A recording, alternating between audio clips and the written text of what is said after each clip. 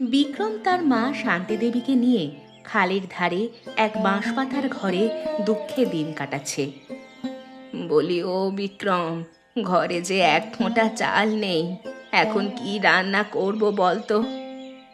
কিছু একটা তৈরি করে নাও মা, আজকের দিনটা চালিয়ে নাও। আমি কালকে চাল আনবার ব্যবস্থা করছি। এভাবে চললে হয়? আমরা এখানে একা থাকি, কার কাছে যাব ধার আনতে? সেই ধার আনতে গ্রামের মধ্যেই যেতে হয়। লক্ষ্মী মা আমার, আজকের দিনটা একটু চালিয়ে নাও। গ্রামের কারোর কাছ থেকে ধার আনো, বলবে কালকে দিয়ে দেব। আমাকে এখন আর কেউ ধার দিতে চায় না। আমাকে দেখলেই সবাই দরজা বন্ধ করে দেয়। আমার কতটা খারাপ লাগে বুঝিস তুই? আমি তো চেষ্টা করছি মা, তুমি তো বোঝো আমি তো কম চেষ্টা করি না কাজের জন্য। এত পড়ালেখা করেছি কিন্তু তবু একটা কাজ জুটছে না। আমি তোর কষ্টটাও বুঝি বাবা। সেই ছোটবেলা থেকে কত কষ্ট করেই না বড় হয়েছিস।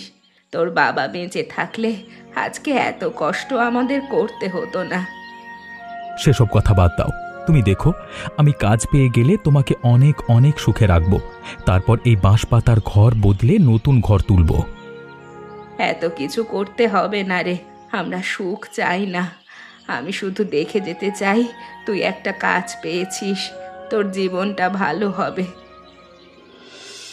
অন্যদিকে গ্রামের জমিদারের মেয়ে অনন্যা। অনন্যা স্বভাবে চটপটে, এক জায়গায় সে স্থির হয়ে থাকতেই পারে না। আর এই যে, আপনি নৌকা চালাতে জানেন তো? এইভাবে তো নৌকা চালানো যায় না, যে কোনো সময় নৌকা উল্টে যেতে পারে। আপনি আমাকে শেখাচ্ছেন? আমি খুব ভালোভাবে নৌকা চালাতে পারি। কতটা পথ আমি নৌকা চালিয়ে এসেছি জানেন? তা তো নদী শান্ত ছিল বলে। নদীর অবস্থা দেখেছেন? ধীরে ধীরে নদীর অবস্থা খারাপ হচ্ছে। নৌকা যদি একবার চালানো শেখা যায় তাহলে নদী শান্ত থাকুক আর অশান্ত থাকুক, তাতে কোনো সমস্যা হয় না। দেখুন, আমি কিন্তু আপনাকে সতর্ক করে দিলাম। এরপরে কিছু হয়ে গেলে আমার আবার দোষ দেবেন না যেন। আপনার দোষ দেব কেন? আপনাকে আমি চিনি নাকি? আর এই নৌকাটা এভাবে তুলছে কেন? বাঁচাও, বাঁচাও, আমাকে কেউ বাঁচাও, আমাকে জল থেকে তোলো, আমি সাঁতার জানি না। কি হলো? আমি বলেছিলাম না নৌকা উল্টে যাবে? হলো তো আমার কথা। বেশ তো বাহাদুরি দেখাতে এসেছিলেন, এবার কেমন হলো? আপনি এখনো ওখানে দাঁড়িয়ে দাঁড়িয়ে কথা বলছেন? আগে আমাকে বাঁচান, আমি আমি সাঁতার জানি না। বেশি পাকামি করতে গেলে এমনই হয়, বুঝলেন তো? এবার আর কখনো পাকামি করবেন না। এরপর বিক্রম এবং অনন্যার মধ্যে প্রেমের সম্পর্ক শুরু হয়। অনন্যা মাঝে মধ্যে বিক্রমের সঙ্গে দেখা করতে খালের পাড়ে আসতে থাকে। অনন্যা, তোমার বাবা আমাদের এই সম্পর্ক মেনে নেবে তো? আমার তো খুব ভয় হয়। আমি নিশ্চিত তোমার বাবা এই সম্পর্ক কখনোই মেনে নেবে না। সেটা আমিও জানি। আমার বাবা খুব অহংকারী মানুষ। সেখানে তোমার মতো একজন বেকারের হাতে আমাকে কখনোই তুলে দেবে না। তাহলে তাহলে আমাদের এই প্রেমের পরিণতি কি হবে? তোমাকে ভুলে যেতে হবে? না না, এমন অলক্ষণে কথা বলো না। আমি তোমাকে ছাড়া থাকতে পারবোই না, কখনোই ভুলে যেতে পারবো না তোমায়। তাহলে তোমার বাবাকে কিভাবে মানিয়ে নেব আমরা? আমার অবস্থা তো দেখতেই পাচ্ছ। আমার অবস্থা কখনো ভালো হবে বলে মনে হয় না। তোমার অবস্থা যেমনই থাকুক না কেন, আমি তোমার পাশে সব সময় আছি। দেখবে, যদি আমার বাবা রাজি না হয় তাহলে আমি তোমার সাথে পালিয়ে আসব। কি বলছো তুমি? তুমি ওই বড় বাড়ি রাজপ্রাসাদ ছেড়ে আমাদের এই বাঁশপাতার ঘরে এসে থাকবে? কেন থাকবো না? আমি তো তোমাকে ভালোবাসি। তুমি যেখানে রাখবে আমি সেখানেই সুখে স্বাচ্ছন্দ্যে থাকতে পারবো। না না, আমি তোমার জীবনটাকে এভাবে নষ্ট করে দিতে পারি না। তোমার ভবিষ্যৎ সুন্দর হবে। আমার কাছে থাকলে তোমার ভবিষ্যৎ সুন্দর হবে না। যে সুন্দর ভবিষ্যতে তুমি থাকবে না, সেই ভবিষ্যৎ সুন্দর হতেই পারে না। আর সেই সুন্দর ভবিষ্যৎও আমি চাই না। তাহলে? তাহলে আর কিচ্ছু নয়। বাবাকে একবার বলবো, যদি মেনে না নেয় তাহলে আমি তোমার কাছে পালিয়ে আসবো। শুনেছ ভাবি, ওই বিক্রমের কত বড় সাহস! একটা সামান্য বেকার ছেলে হয়ে রাজকুমারীর দিকে হাত বাড়িয়েছে। রাজকুমারী আবার কে? এখানে আমাদের রাজাই বা কে? কি বলছিসটা কি তুই? আমি তো কিছু বুঝতেই পারছি না। আরে ধুর, আমি জমিদারের মেয়ের কথা বলছি। জমিদারের মেয়ের সাথে ওই বিক্রম প্রেম শুরু করেছে। মাঝে মধ্যেই তো দেখি খালের পাড়ে দুজনে বসে গল্প গুজব করছে। কি বলিস? আমাদের গ্রামে আবার এসবও শুরু হয়েছে? জমিদার বাবু কি এখনো সেসব কথা জানে না? মনে হয় না, কারণ জমিদার বাবু যেমন অহংকারী মানুষ, তিনি এই সম্পর্ক কোনোদিন মেনে নেবেন না। আহারে বেচারা বিক্রম, না জানি বিক্রমের কি অবস্থা হয়। জমিদার বাবু তো ভালো মানুষ নয়। এসব কথা যদি জমিদার বাবুর কানে যায়, তাহলে বিক্রমকে জমিদার বাবু মেরেই ফেলবে। বিক্রমের এমন অবস্থা হতে আর বেশি দেরি নেই বলে মনে হয়, কারণ আজকালের মধ্যেই দেখবি জমিদার বাবু সমস্ত কথাই জেনে গেছেন। যা হবে ভালোই হবে। বিক্রমের উচিত হয়নি জমিদার বাবুর মেয়ের সাথে প্রেম করার, কারণ বিক্রম ভালোভাবেই জানে চাঁদের দিকে হাত বাড়ালে হয় না। শুধু চাঁদের দিকে হাত বাড়ায়নি রে, সেরা কাঁথায় শুয়ে লাখ টাকার স্বপ্ন দেখেছে। ভালোই দান মেরেছে। জমিদার বাবু একবার যদি মেনে নেয়, তাহলে সমস্ত রাজত্ব বিক্রমের। বাদ দে, আমাদের আর কি করার? আমরা শুধু তাকিয়ে তাকিয়ে ঘটনাগুলো দেখতে পারবো। শুনেছ শুনেছ তোমার আদরের মেয়ে কি করেছে? বেশ তো বলতে, শাসন করো না, শাসন করো না। শাসন না করবার বলে এখন কি হয়েছে দেখো। আহা, তুমি এমন করছো কেন? জীবনটা হলো অনন্যার নিজের। অনন্যা নিজে বুঝবে তার কাকে ভালো লেগেছে, কাকে ভালো লাগেনি। তাই বলে ওই সামান্য বেকার ছেলেটাকে পছন্দ করবে, যার কোনো বাড়ি ঘর নেই, বংশ পরিচয় নেই, খালের ধারে বাঁশ পাতা দিয়ে একটা ঘর তৈরি করে থাকে? এখন তোমার মেয়ে যদি সেখানে গিয়ে শান্তি পায়, তাহলে তো তুমি কিছু করতে পারবে না। কে বলেছে করতে পারবো না? আমি আমার মেয়েকে কোনোভাবেই ওই গরিব ঘরে যেতে দেব না। আমার মেয়ের কষ্ট হবে। আর ওই ছেলের সাথে যদি বিয়ে না দাও, তাহলে তোমার মেয়েটা যে কষ্ট পাবে। সেই কষ্ট থাকবে কয়েকদিনের, কিন্তু গরিব ঘরে বিয়ে হলে সেই কষ্ট থাকে সারা জীবনের। তাহলে এখন কি করবে? মেয়েটাকে কিভাবে বোঝাবে? মেয়ে কিন্তু তোমার কথা একদমই শুনবে না। সেটা আমি ভালোভাবেই জানি। আমি ভেবেছি ওর বিয়ে দিয়ে দেব। পাশের গ্রামের জমিদার ছেলের সাথে ওর বিয়ে ঠিক করেছি আমি। এই যে এত সহজে বিয়ে ঠিক করে ফেলেছো, ওকে রাজি করানো কিন্তু এত সহজ বিষয় হবে না। তুমি নিজেই ওর সাথে কথা বলে দেখো। ঠিক আছে, আমি নিজেই ওর সাথে কথা বলছি। আমি কথা বললে আমার কথা ও ফেলতে পারবে না। কি হলো? তুমি এভাবে কাঁদছো কেন? আর এভাবে আমাকে এত জরুরি তলব করলে যে? যেই ভয় পেয়েছিলাম আমরা, সেটাই হলো। বাবা সমস্ত কিছু জেনে গেছে, আর বাবা আমাদের সম্পর্কটা অস্বীকার করেছে। কি বলছো তুমি? তাহলে এখন কি হবে? আমি তোমাকে কোনোভাবেই ভুলে যেতে পারবো না। আমি তোমাকে ছাড়তে পারবো না, বিশ্বাস করো। আমি জানি, আর আমিও তোমাকে ছেড়ে বেঁচে থাকতে পারবো না। আমাদেরকে কিছু একটা করতে হবে। তুমি বলো আমরা কি করতে পারি? আমি কিসের ভরসায় তোমাকে কিছু করতে বলবো বলো তো? আমি একটা বেকার ছেলে। তোমাকে আমি ভালোভাবে রাখতে পারবো কিনা আমি সেটাও জানি না। সে নিয়ে তুমি চিন্তা করো না, আমি তোমার পাশে আছি। ভবিষ্যতে তুমি নিশ্চয়ই কিছু একটা করতে পারবে। কিন্তু এখন তুমি আমাকে বলো, আমি কি করব? আমাদের হাতে শুধু একটা উপায় বেঁচে আছে। আমাদেরকে পালিয়ে যেতে হবে। তুমি কি আমার হাত ধরে পালাতে পারবে? পারবো না কেন? অবশ্যই পারবো। আমি তো তোমার এই অনুমতির অপেক্ষাতেই ছিলাম। বলো, কবে পালাবে? যদি পালাতে চাও তাহলে আজকে রাতেই পালাবো আমরা। বেশি দেরি করা যাবে না। আমি বেশি দেরি করতে চাই না, তাহলে বাবা আমার অন্য জায়গায় বিয়ে দিয়ে দেবে। আমি আজ রাতেই পালিয়ে আসবো। কিন্তু তোমার বাবা যদি আমাদেরকে ধরবার জন্য লোক পাঠায়? সে নিয়ে তুমি কোনো চিন্তা করো না, আমি তোমার পাশে আছি। আমার জীবন যতদিন আছে, তোমার গায়ে একটা আঁচড়ও লাগবে আমি দেব না। বেশ, তাহলে আজকে রাতে এখানেই আমরা দেখা করব, কেমন? তুমি চলে এসো, আমি তোমার জন্য অপেক্ষা করব। ঠিক আছে, তাহলে এখন আমি যাই। অনন্যা এবং বিক্রম দুজনে পালিয়ে গিয়ে বিয়ে করে বিক্রমের বাঁশপাতার ঘরে এসে উপস্থিত হয়। বিক্রম, এটা তুই কি করেছিস? আমাকে না জানিয়ে তুই একা একা বিয়ে করে বউ নিয়ে ঘরে এসেছিস? মা, আমি অনন্যাকে খুব ভালোবাসি। তুমি ওকে মেনে নাও, অমত করো না মা। তুই এটা ভাবলি কিভাবে যে আমি একজন জমিদারের মেয়েকে মেনে নেব? আমি কোনোদিন এই বিয়ে মেনে নেব না। তুই তুই এই মেয়েকে ফিরিয়ে দিয়ে আয়। এটা সম্ভব নয় মা, আমরা তো বিয়ে করে ফেলেছি। এটা তুই কেন করলি? তুই জানিস না এই বিয়ে কোনোদিন ওই জমিদার মেনে নেবেন না। আর তাছাড়া আমাদের এই অভাবের ঘরে এই মেয়ে থাকবে কিভাবে? ও থাকতে পারবে না, আমরা দুজন দুজনকে ভালোবাসি। এবার থেকে আমি আরো ভালোভাবে কাজ করবার চেষ্টা করব। তোর যা খুশি তাই কর। আমাকে না জানিয়ে যখন বিয়ে করে নিয়ে আসতে পেরেছিস, তখন আমার মতামতের আর কোনো প্রয়োজন আছে নাকি তোর কাছে? মা, আমি তো ভেবেছিলাম তুমি এই বিয়ে মেনে নেবে। এটা তুই মিছে মিছে ভাবতে গেলি কেন?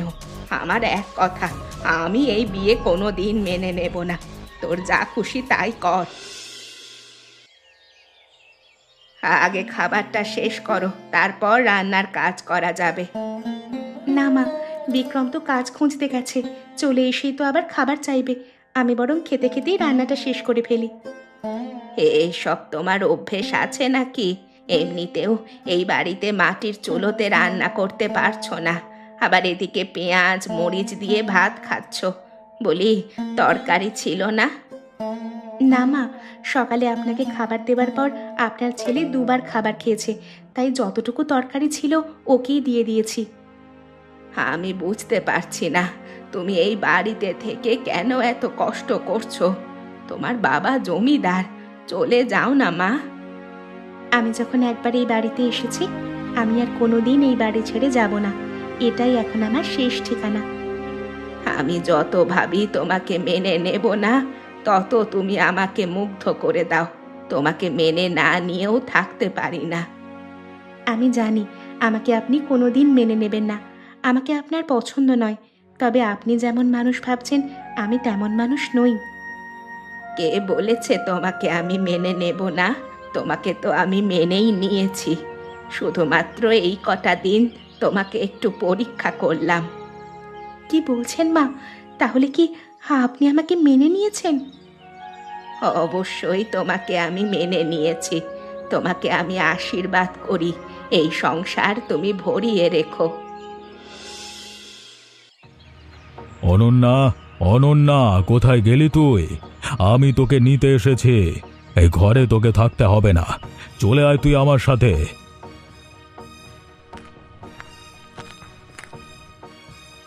বাবা, তুমি এখানে কি করছো? এখানে এত লোকজন নিয়ে এসে চিৎকার করছো কেন? আমি তোকে নিয়ে যেতে এসেছি। তুই চল মা, এই গরিব ঘরে তোকে আর থাকতে হবে না। আমি তোর সব ভুল মাফ করে দিয়েছি। আমি তো তোমাকে ভুলগুলো মাফ করতে বলিনি। তুমি ভুলগুলো মনে রেখে আমার থেকে দূরে থাকো। আমি এই বাড়ি থেকে কখনোই যাব না। কি বলছিস কি তুই? আমি দেখতে পাচ্ছি এ বাড়িতে তুই ভালো নেই। সব সময় ওই বড় বাড়িতে ছিলিস, আর এখন এই বাঁশ পাতার ঘরে। তুমি যেটা দেখছো সেটা তো সত্যি নাও হতে পারে। আমি এই বাড়িতে সত্যি খুব ভালো আছি। আমি তোমার বাড়িতে গেলে একদম ভালো থাকবো না। আমি তোকে জন্ম দিয়েছি, ছোটবেলা থেকে লালন পালন করেছি, বড় করেছি, আর তুই এ কথা বলতে পারলি? তুমি আমার ভালো থাকার কথা একবারও চিন্তা করোনি বাবা। আমি বিক্রমের সঙ্গেই ভালো থাকবো, এটা তোমার বোঝা উচিত ছিল। তার মানে তুই আমার সাথে যাবি না? না বাবা, তোমাকে এভাবে ফিরিয়ে দিতে আমার খারাপ লাগছে। তবুও আমি তোমার সঙ্গে যেতে পারবো না। আমাকে ক্ষমা করে দিও। ওই দেখো, সেদিন তোমাকে বললাম না এই মেয়ে বিক্রমের সাথেই পালিয়ে আসবে? দেখতে পারলে তো? কি আর করার, মেয়েটা নিজের কপাল নিজেই পুড়িয়েছে। অমন জমিদার বাড়ি রেখে এমন বাঁশ পাতার ঘরে এসে কে থাকে ভাই? তবে একটা দিক ভালোই করেছে, যার সাথে প্রেম করেছে তার সাথেই পালিয়ে এসেছে, হাত তো ছেড়ে দেয়নি। তাতে এমন কি আর হয়েছে বলো? একসাথে ওই গরিব ঘরে না থেকে আলাদা হয়ে বড়লোক ঘরে থাকা অনেক ভালো। অভাব যখন ঘরে আসে না, তখন ভালোবাসা দরজা দিয়ে পালিয়ে যায়। আমার কিন্তু তেমনটা মনে হয় না। মেয়েটাকে দেখে যথেষ্ট ভালো মনেরই মনে হচ্ছে।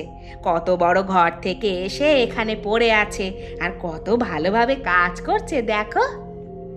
এখন তো মেয়েটা কিছুই বুঝতে পারছে না, এখন তো ভালোবাসার মধ্যে আছে কি না। কয়েকটা দিন যাক না, তারপর হাড়ে হাড়ে টের পাবে।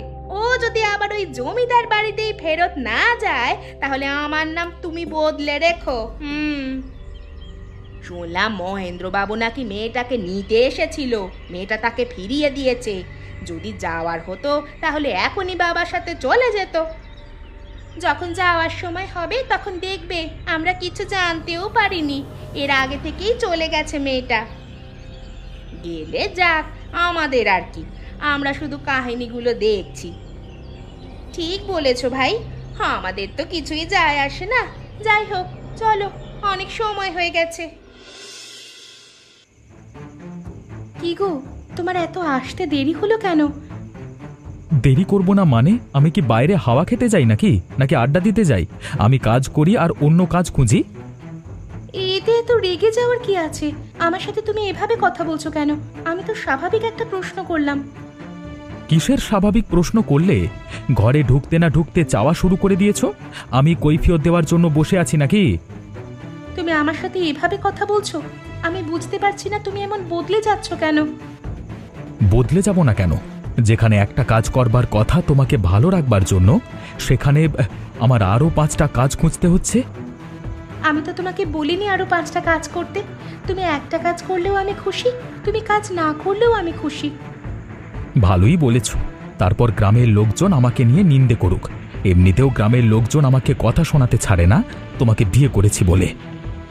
এখন গ্রামের লোক তোমাকে নিয়ে নিন্দে করছে, সেটাও কি আমার দোষ নাকি? আমি কি তাদের গিয়ে বলেছি তোমার নামে নিন্দে করতে? তোমাকে বিয়ে করবার জন্যই তো এমন হয়েছে।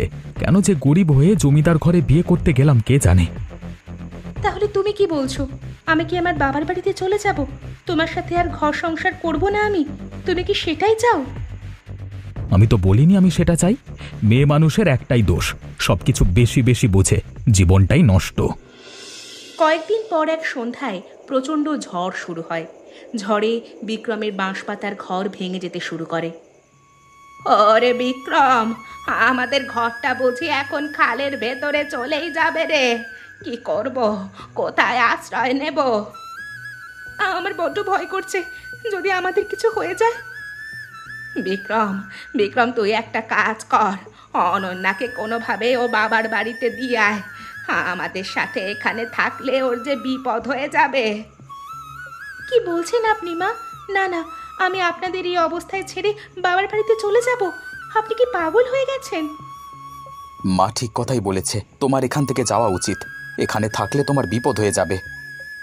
আর তোমরা তোমরা বিপদের মুখে থেকে বিপদের সাথে মোকাবিলা করবে নাকি? আমাদের তো মোকাবিলা করতেই হবে, তাছাড়া আমাদের এমন অভ্যেস আছে। তোমার তো অভ্যেস নেই। আমি তোমাকে দিয়ে আসছি, চলো। বললাম তো আমি যাব না, আমাকে জোর করো না। আমি এই বাড়ির একজন সদস্য। এই বাড়ির যা কিছুই হয়ে যাক না কেন, আমি এই বাড়ি ছেড়ে একটা পাও বাইরে দেব না। বিক্রম রে, তুই ওর কথা শুনিস না বাপ। তুই যা, ওকে জোর করে হলেও ওই বাড়িতে ফিরিয়ে দিয়ে আয়। যদি আমরা বেঁচে থাকি তাহলে আমাদের সাথে আবার দেখা হবে। থামো, তুমি কোথায় নিয়ে যাচ্ছ আমাকে? আমি বারবার করে বলছি ওই বাড়িতে আমি ফিরে যাব না। দেখো, এমন জেদ করো না। যদি তোমার কিছু হয়ে যায় আমি তোমার বাবাকে কি জবাব দেব বলো তো? আমার বাবাকে কোনো জবাব দেওয়ার প্রয়োজন নেই। তুমি যদি বেঁচে থাকো তাহলে আমিও বেঁচে থাকবো, আর তোমাদের কিছু হয়ে গেলে আমারও কিছু হয়ে যাবে। না না, হতে দিতে পারি না। তোমাকে আমি বিয়ে করে আমার বাড়িতে নিয়ে এসেছি, কিন্তু তুমি তোমার বাবার একমাত্র মেয়ে। তাতে কি হয়েছে? আমিও তো তোমার একমাত্র বউ। দেখো, আমি যদি এবার ওই বাড়িতে ফিরে যাই, বাবা কোনো দিন আমাকে ফিরিয়ে দেবেন না। তাতে আমার কোনো আফসোস নেই। তুমি বেঁচে থাকবে, এটাই তো অনেক কিছু। আমরা চাই না তোমার কোনো বিপদ হোক, আমরা এটা মানতে পারবো না। এবার কিন্তু বেশি বেশি হয়ে যাচ্ছে। তুমি আমাকে এভাবে জোর করে দিয়ে আসতে পারো না। এভাবে জেদ করো না, আমার কথাটা একটু মানবার চেষ্টা করো। আমি তোমার কোনো কথা শুনবো না এবং মানবো না। গেলাম আমি। অবশেষে মহেন্দ্রবাবু বুঝতে পারেন অনন্যা এই বাঁশপাতার ঘরেই সুখে আছে। তাই তিনি নিজের ভুল বুঝতে পেরে অনন্যার কাছে ক্ষমা চাইতে চলে আসেন। বাবা, তোমরা এখানে দুজনে? কিভাবে যে বলবো, আমি তোর কাছে ক্ষমা চাইতে এসেছি মা। আমি আমার ভুল বুঝতে পেরেছি। আমি বুঝতে পেরেছি তুই এই বাঁশপাতার ঘরে থেকেই সুখী থাকবি। কি বলছো বাবা তুমি? কালকে রাতে তোর চিন্তায় আমি এ বাড়িতে তোকে নিতে এসেছিলাম ঝড়ের মধ্যে। তখন তোর সমস্ত কথা আমি আড়াল থেকে শুনেছি। তখন বুঝতে পেরেছি তোর আসল সুখ এখানেই আছে। বাবা তুমি বিশ্বাস করো, আমি বিক্রমকে পছন্দ করে কোনো ভুল করিনি। ও ভালো মানুষ, ও জীবনে অনেক সফল হবে। আমি বুঝতে পেরেছি ও ভালো মানুষ, তাই তো ছুটে এসেছি তোর কাছে ক্ষমা চাইতে। ক্ষমা করে দিবি না মা? দেব বাবা, অবশ্যই দেব। বাবা, তুমিও আমাকে ক্ষমা করে দিও।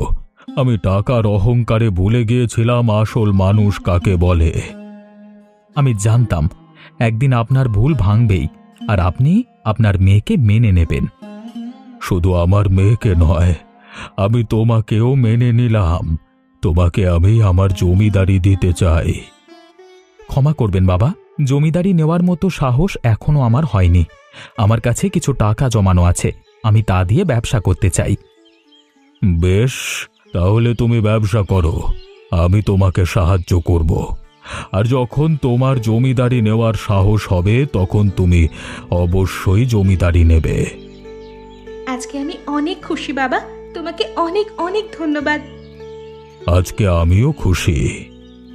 এমন মজার মজার গল্প দেখতে আমাদের চ্যানেলকে সাবস্ক্রাইব করতে ভুলবেন না। আচ্ছা বলো তো বন্ধুরা, এই গল্পে বিক্রমের কিসের ঘর ছিল?